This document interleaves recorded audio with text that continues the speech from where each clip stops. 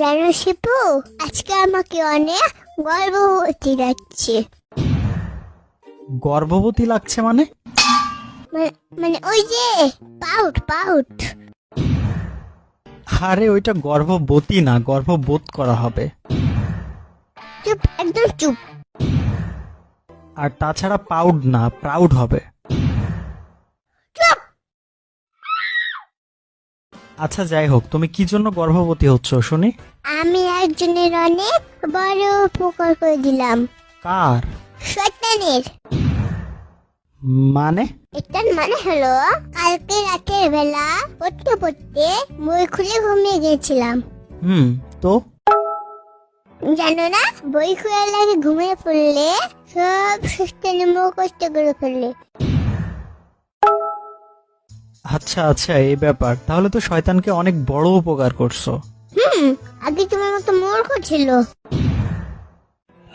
এখন তো প্রচুর শিক্ষিত হয়ে গেছে। অনেক মহৎ কাজ করে ফেলছো।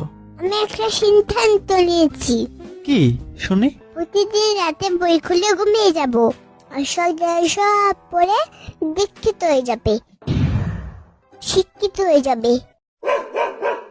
আচ্ছা এটা বুঝলাম, কিন্তু শয়তান যদি শিক্ষিত হয় তাহলে তোমার কি লাভ? আমা, সমাজের নিচে পাই দাঁড়াতে হলে শিক্ষিত হিসেবে আমার তো ভালো লাগবে। অনেক গভীর চিন্তা করে ফেলছো তো। তবে আন্টিকে বলবো সে মাসিক একটা বেতনের ব্যবস্থা করে দাও। আচ্ছা এতক্ষণ সবই বুঝলাম, কিন্তু এই আন্টিটা আবার কি? সন্তানের আম্মু তোমার আন্টি। ওহো আচ্ছা আচ্ছা, এই ব্যাপার। একটা গভীর প্রশ্ন আছে, কি শুনি? শয়তানের হাড্ডি কেন বলে? শয়তানের মাংস তো বলতে পারে। শয়তানদের গায়ে কোনো মাংস থাকে না, ওদের গায়ে শুধু হাড্ডি আর হাড্ডি, এজন্য। কখনের মতো। আরে ওইটা ককনাল না, কঙ্কাল হবে। শিবের বাচ্চা শিবাও।